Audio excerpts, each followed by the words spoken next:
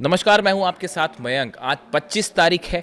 देखिए, इस वक्त की बेहद अहम खबर रूस की तरफ से अब इजराइल को लेकर दी गई है बड़ी चेतावनी।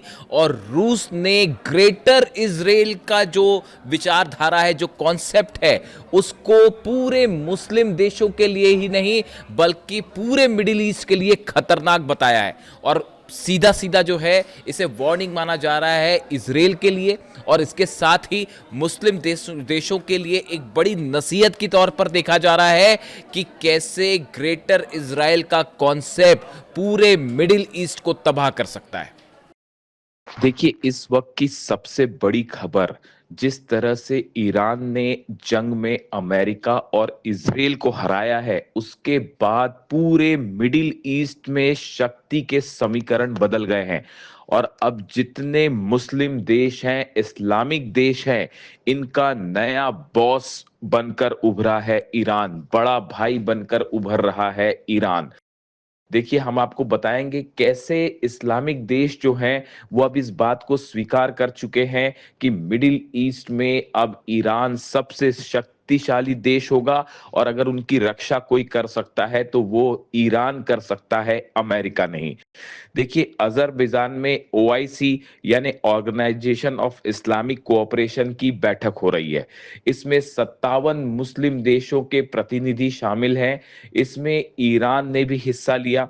ईरान के संसद के स्पीकर गलीबाफ साहब अजरबैजान पहुंचे और वहां पर उन्होंने 57 मुस्लिम देशों के सामने ईरान की बात रखी है और बड़ी बेबाकी से बात रखी। जो बातें उन्होंने कही और उसे सुनने के बाद, उसे देखने के बाद ये बात साफ हो चुकी है कि मिडिल ईस्ट में अब वही फैसले होंगे जो ईरान को मंजूर होंगे। देखिए, गलीबाफ साहब ने ओआईसी की बैठक में सबसे बड़ी बात ये कही कि लेबनान में सीज फायर होना सबसे जरूरी है। अगर लेबनान में हमले इजराइल के जारी रहेंगे तो किसी तरह की कोई डील अमेरिका के साथ नहीं की जाएगी। साफ साफ ईरान ने इस बात को दोहरा दिया, लेबनान में सीज फायर किसी भी डील की सबसे बड़ी शर्त होगी। इसके अलावा देखिए, उन्होंने जो दूसरी अहम बात कही, इस्लामिक जो देश हैं या जो अरब देश हैं, इनकी सुरक्षा करने का काम ईरान करेगा। ईरान कर सकता है, आपको सुरक्षा दे सकता है।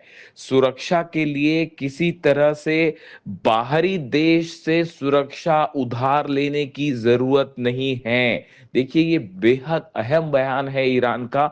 और ईरान का कहने का मतलब ये है कि अरब देशों को अपनी सुरक्षा के लिए डोनाल्ड ट्रंप पर निर्भर रहने की जरूरत नहीं है, अमेरिका पर निर्भर रहने की जरूरत नहीं है, बल्कि ईरान उनकी सुरक्षा के लिए तैयार है।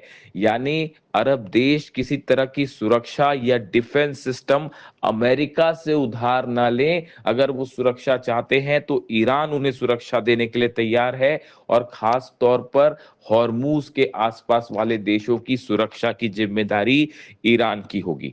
उन्होंने कहा कि लोकल सिक्योरिटी, इस्लामिक देशों को यह बात समझनी होगी कि आपसी सहमति से लोकल सिक्योरिटी जरूरी है, ना कि अमेरिका के द्वारा दी गई सिक्योरिटी। जिस तरह से ईरान ने अपनी मिसाइल से अरब देशों में अमेरिकन बेसिस को निशाना बनाया, उसके बाद चाहे सऊदी हो, चाहे यूएई हो, चाहे कुवैत हो, चाहे कतर हो, ये देश अच्छी तरह से समझ चुके हैं कि उनकी रक्षा कोई कर सकता है तो वो ईरान कर सकता है। डोनाल्ड ट्रंप सुरक्षा नहीं दे सकता।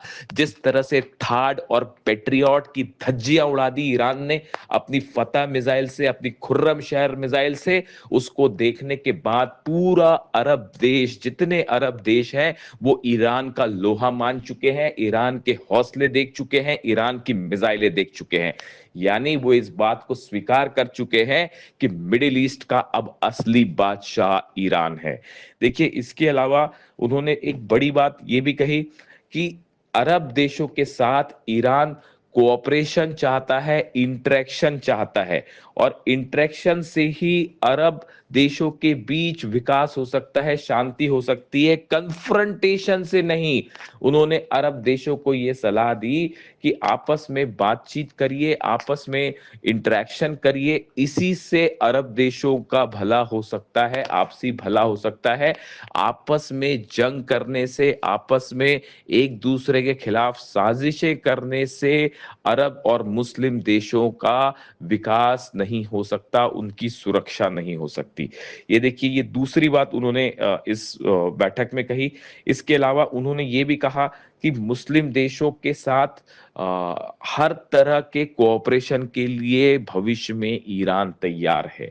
देखिए, ये बात ईरान के सुप्रीम लीडर अली खामेनी साहब हमेशा से कहते रहे हैं कि अरब देशों को, ईरान को एकजुट होना चाहिए, और एकजुट होके असली दुश्मन का मुकाबला कीजिए, अमेरिका का मुकाबला कीजिए, डोनाल्ड ट्रंप का मुकाबला कीजिए, क्योंकि असली दुश्मन अमेरिका है। ये बात अली खामेनी साहब 1980 के दशक से कहते आए, और आखिरी वक्त तक उन्होंने ये बात कही कि अरब और ईरान सब देशों को एकजुट होना चाहिए और असली दुश्मन को पहचान कर उससे लड़ाई करनी चाहिए। अमेरिका हमेशा अरब और ईरान के बीच फूट डालकर राज करना चाहता है। ये बात अली खामेनी साहब ने हमेशा से कही, और आज देखिए इस बात को अरब देश भी महसूस कर रहे हैं। यानी ओआईसी देशों की जो बैठक चल रही है, ऑर्गेनाइजेशन ऑफ इस्लामिक कोऑपरेशन, इसमें जितने मुस्लिम देश हैं, अरब देश हैं, सभी ने ये बात स्वीकार कर ली है अब कि ईरान जो है वो मिडिल ईस्ट का एक ऐसा शक्तिशाली देश बन चुका है जिसके खिलाफ जाने की हिम्मत कोई नहीं कर सकता। देखिए, ये पहला साइन है इस बात का कि अब मिडिल ईस्ट का, मुस्लिम देशों का असली बॉस अगर कोई है तो वो ईरान है, ना कि डोनाल्ड ट्रंप। देखिए, ये एक ऐसा डेवलपमेंट हुआ है जिसने सारे समीकरण बदल के रख दिए हैं। देखिए, तीन अहम खबरें इसके अलावा और है। सऊदी की तरफ से ईरान को एक बड़ा वादा किया गया है कि अगर अमेरिका की तरफ से जो फंड रिलीज करने की बात कही गई है ईरान के लिए, अगर उसमें किसी भी तरह की कोई बाधा आती है, कोई मुश्किल आती है, तो सऊदी पूरी मदद करेगा उस फंड को रिलीज करने में। देखिए, इसको लेकर मैं अलग से बात करूंगा, ये भी बहुत बड़ा डेवलपमेंट है। इसके अलावा सीरिया के जो नेता हैं अल शरा, उनकी तरफ से ये बात कही गई है कि वो सीरिया सीरिया जो है वो लेबनान में किसी तरह का कोई ऑपरेशन नहीं करेगा, और वो हिजबुल्लाह के खिलाफ किसी तरह की कोई कार्रवाई में शामिल नहीं होगा। देखिए, डोनाल्ड ट्रंप के इस तरह से बयान आए थे। डोनाल्ड ट्रंप ये चाहते थे कि सीरिया जो है वो लेबनान में हस्तक्षेप करे और हिजबुल्लाह के खिलाफ कार्रवाई करे, लेकिन ऐसा करने से सीरिया ने भी मना कर दिया है।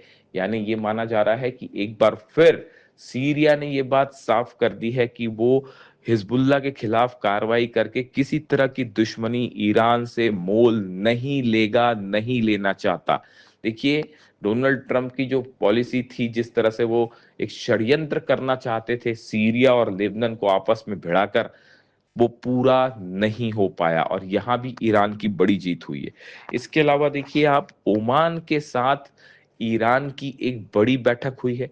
जिस तरह से ये विवाद चल रहा है अमेरिका और ईरान के बीच कि हॉर्मूज का एडमिनिस्ट्रेशन आगे कैसे होगा, क्या किसी तरह का सर्विस टैक्स ईरान वसूलेगा हॉर्मूज से, इसको लेकर अमेरिका और ईरान की अलग अलग राय है, खास तौर पर डील के मामले में।